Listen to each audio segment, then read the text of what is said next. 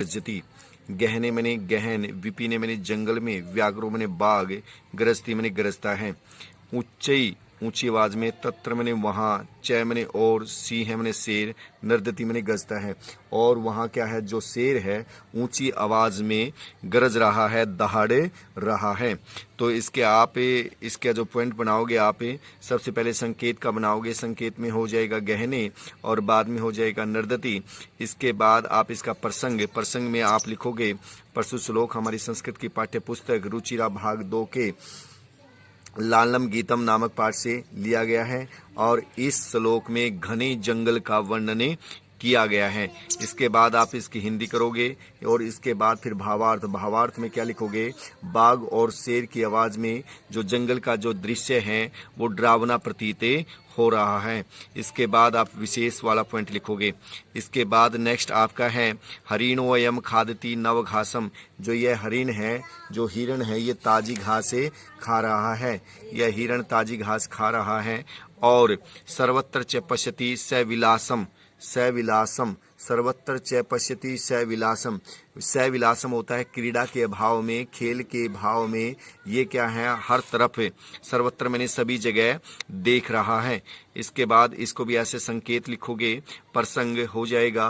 प्रसंग वो लिखने के बाद इसमें आप ये लिखोगे कि इस श्लोक में हिरण के क्रियाकलाप का वर्णन किया गया है। फिर इसमें आप सरलार्थ लिखोगे। सरलार्थ में इसका हो जाएगा यह हिरण ताजी घास खा रहा है और क्रीड़ा के भाव में हर तरफ देख रहा है। फिर इसका भावार्थ लिखोगे आप। भावार्थ में क्या लिखोगे, भाव यह है कि हिरण ताजी घास खाते हुए भी प्रेम से चारों तरफ देख रहा है। इसके बाद इसका जो 8वां है वो इस प्रकार से है, उष्ट्रम तुंगम मंदम गस्ती। जो उष्ट्रम है, जो ऊंट है, उष्ट्रम का अर्थ होता है ऊंट, तुंगम ने ऊंचा, ऊंचा ऊंट, ऊंचा ऊंट, मंदम गच्छति, मंद मंद जा रहा है, धीरे धीरे जा रहा है। पृष्ठे मैंने अपनी पीठ पर, प्रचुर मैंने बहुत ज्यादा, भार मैंने भार, निवैती मैंने ढो रहा है और अपनी पीठ पर अत्यधिक बोझ ढो रहा है।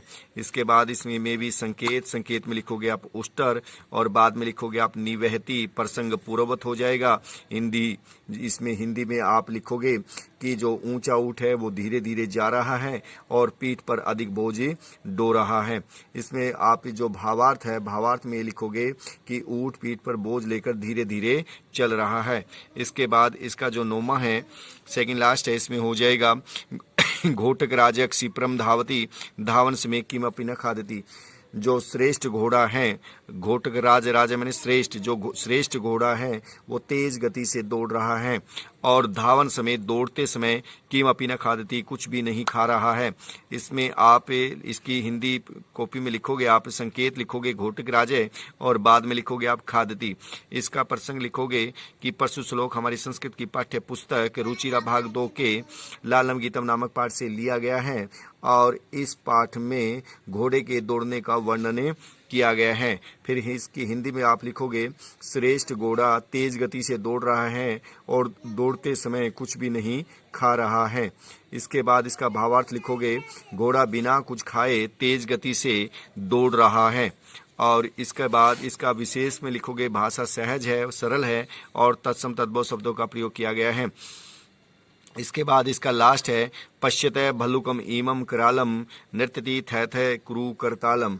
ठीक है, हम इस पश्चित मैंने देखो, भल्लू को मैंने ईम, कराल मैंने भयंकर, इस भयंकर भालू को देखो, इस भयंकर भालू को देखो जो, ठीक है, थे जो थे करके नाच रहा है, करतालम नृत्यति, अपने हाथों से तालियां बजाते हुए क्या है, नाच रहा है।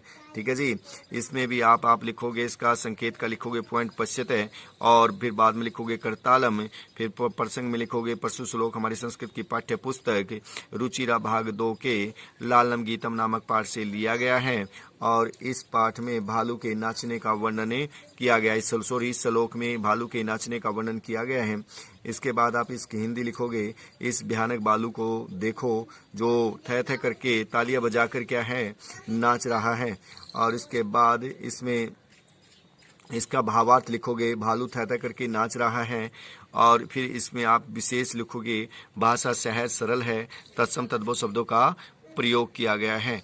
धन्यवाद।